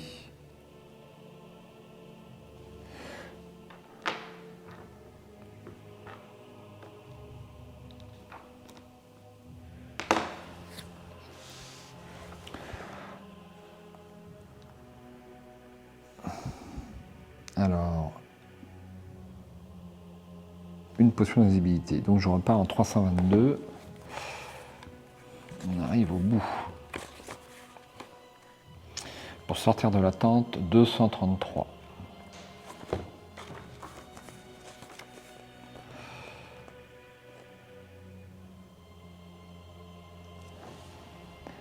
Je dépose quelque chose, j'en ai pour 5 minutes. Veillez à ce que je ne sois pas dérangé. Vous vous apprêtez à sortir lorsque vous voyez entrer Jastok, le second Oldrac. Vous vous faufilez sous le lit en 288. 288. Tout ça est de plus en plus étonnant comme scénario. En brûlant le journal de Théocrède, toutes les preuves seront détruites. Je dois à présent cacher ces sacs d'or. La tanière devrait faire l'affaire. Jastok s'apprête à sortir et il vous faut à tout prix que vous le suiviez pour savoir ce qu'il mijote. Si vous possédez une potion d'invisibilité, vous sortez sans encombre et suivez Jastok en 261. Sinon, vous attendez que le bossus sorte et vous vous élancez sur l'étagère afin de mélanger le contenu de plusieurs potions, créant un nuage gazeux nauséabond. J'ai pris la potion d'invisibilité, je vais en 261.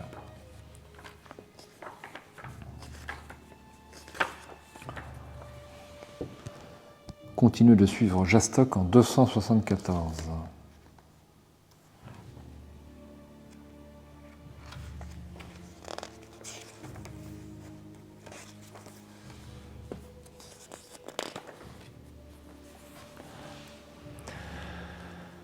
Vous pouvez continuer à le suivre le second Oldrac en 93 ou vous cachez derrière un rocher pour l'espionner en 224. Je vais me cacher derrière un rocher en 224. Là, je suis en terrain totalement inconnu. Bonjour, Salandar, avez-vous l'argent?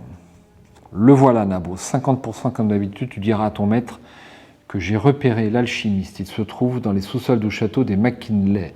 Si ces vampires pensent pouvoir le protéger là-bas, ils se trompent. Il est fait comme un rat. La nuit tombe. Allez retrouver Gareth dans la carrière en 277 afin de lui exposer vos découvertes. Ils sont tous de mèche. Ah, les traîtres.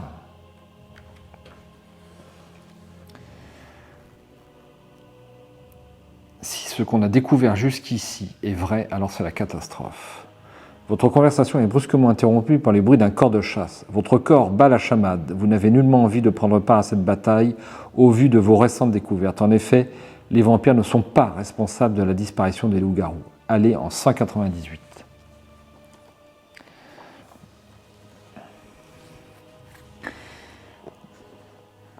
Il est trop tard, Eorast. Nous n'arriverons pas à stopper cette bataille. Mais si Théocrète se trouve à l'intérieur du château des vampires, nous devons l'atteindre au plus vite. Peut-être trouverons-nous sur place un moyen d'arrêter ce bain de sang. Bonne chance, mon ami. Si vous n'êtes pas encore un loup-garou, il est temps de vous transformer. La bataille va être rude et un simple humain ne survivra pas longtemps. Allez en 74.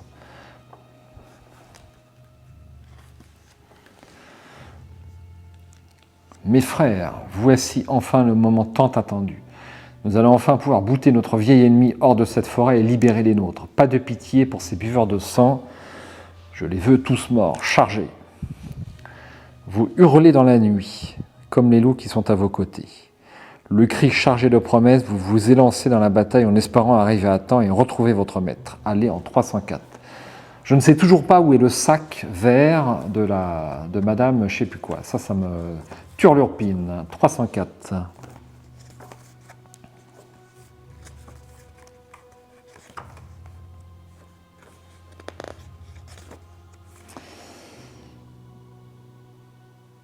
304. Alors, est-ce que je vois quelque chose? Je ne vois rien.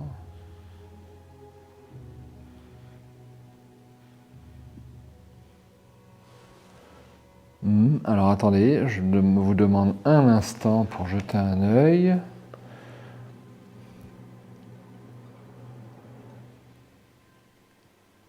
Ah mais si, c'est là, il faut le repérer.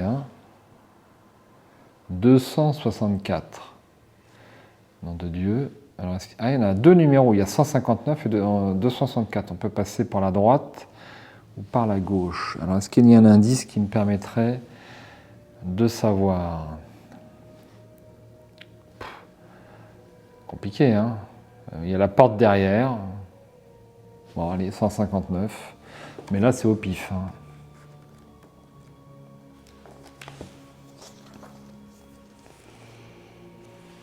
Ah, un vampire. Force 13, point de vie 19. Butin, un bouclier. Donnant un point d'armure et on gagne 5 XP. Tremble, loup. Voici votre premier ennemi. Après l'avoir vaincu, vous choisissez quel chemin prendre. Contournez-vous les vampires pour vous rendre plus rapidement au rempart. Foncez-vous tête baissée. Ça paraît pas... Alors...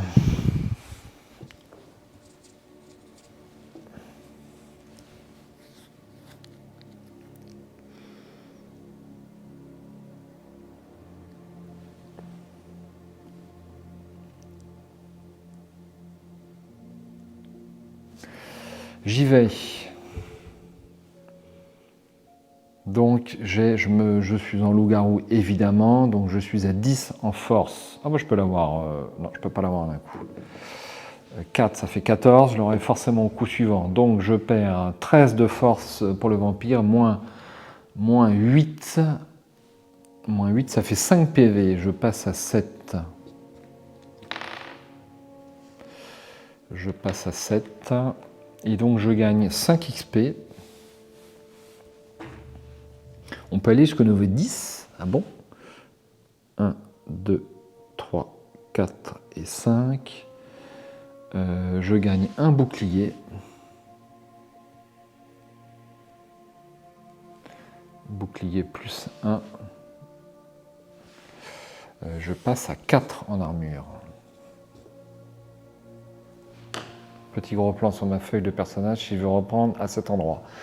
Bim. Alors j'ai gagné le combat. J'ai fait un round de combat, je gagne 2 PV. Je repasse à 9. Donc je gagne 1. J'ai fait combien de rounds de combat? 2 ou 3? 2. Donc ça fait 3 PV en tout, hein, on ne va pas se priver. Hop, je suis à 10.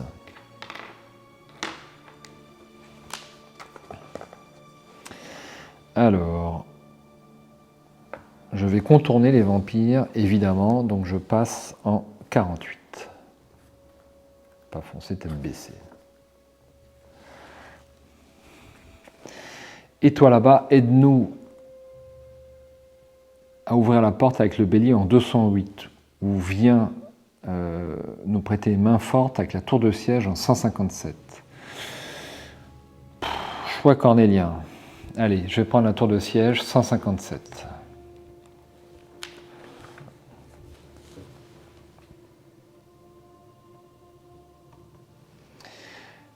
Vous faites à peine 2 pas qu'une pluie de flèches s'abat sur votre tête. Pour survivre, vous pouvez tenter de vous cacher sous un bouclier laissé à terre ou courir vers la tour de siège. Je vais m'abriter derrière un bouclier laissé à terre, hein, en 88. 88.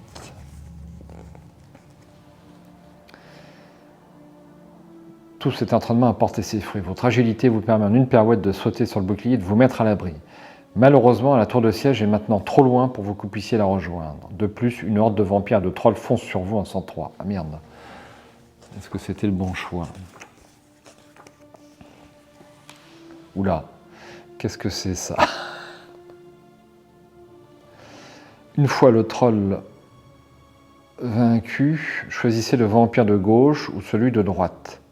Si vous possédez la compétence élevage, la chauve-souris de feu s'envole à vos côtés. Attention, si vous avez déjà un compagnon, vous devez choisir.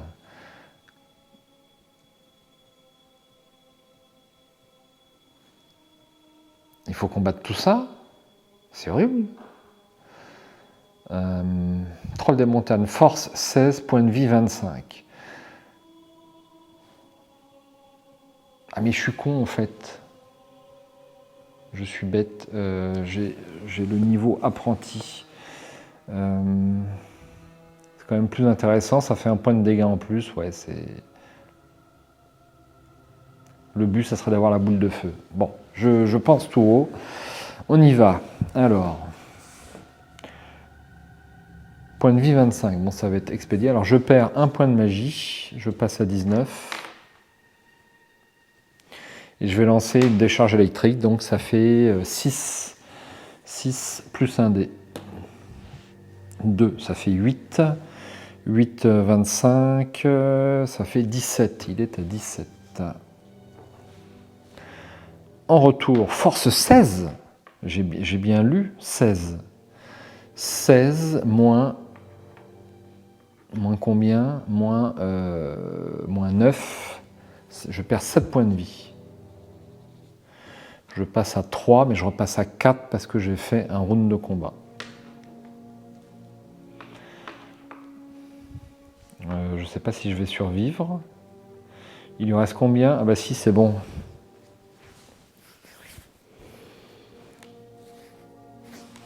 C'est bon. Bon, je lance le dé. Ça fait 10. Non, c'est pas bon. C'est pas bon, c'est pas bon, c'est pas bon. C'est pas bon du tout. Ce troll va avoir ma peau. Donc là, j'ai fait quoi? J'ai fait 4. 4 plus... Est-ce que je ne me suis pas trompé en mêler les pinceaux avant? Avant, j'avais 10 plus 2, 12. 12 moins 25, il lui restait 13 points de vie.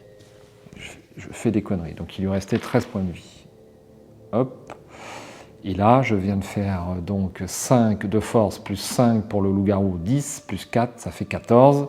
Je l'ai eu en 2 rounds et je regagne un point de vie. Donc tout ça est peut-être un poil brouillon, mais enfin bon. Donc je repasse à 4 et je viens de tuer un ennemi, je repasse à 5.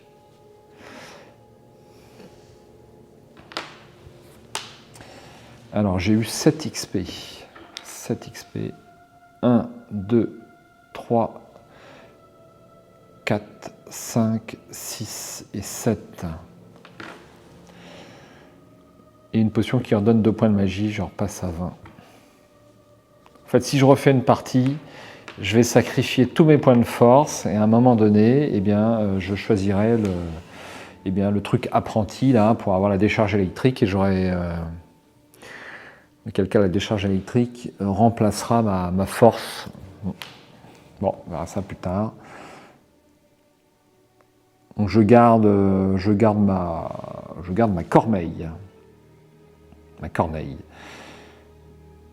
Alors, est-ce qu'on prend celui de droite? Alors, celui de gauche a un bouclier, celui de droite n'a rien dans les mains. Donc je vais prendre plutôt celui de droite, en 94.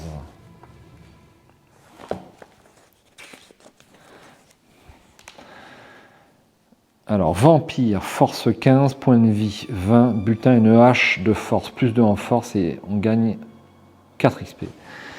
Alors, est-ce que je survis un tour? Il a force 15 et force 15. Il me fait perdre 6 points de vie. Je ne vais pas pouvoir le tuer. Je ne vais pas pouvoir le tuer, malheureusement.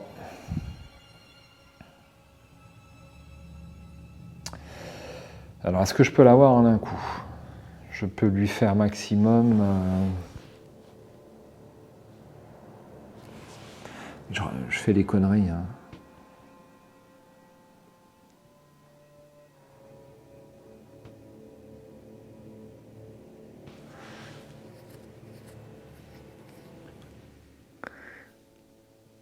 Je fais des conneries. En fait, la décharge électrique, c'est nul. 6 points de dégâts plus le résultat. En fait, ça n'utilise pas du tout la force. Or, j'ai 10 en force. Donc là, ça, c'est nul. C'est nul pour l'instant. Non, je ne fais pas ça. Hein. Je fais pas ça.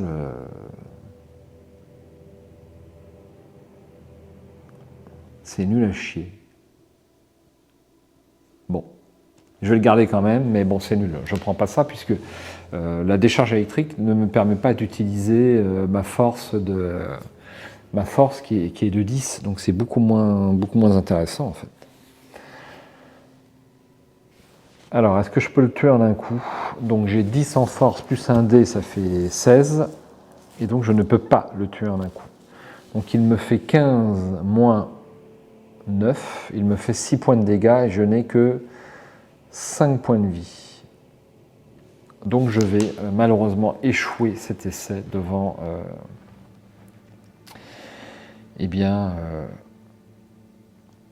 devant ce vampire. Alors peut-être que la tour de siège c'était mieux, je ne sais pas. On le saura un petit peu plus tard.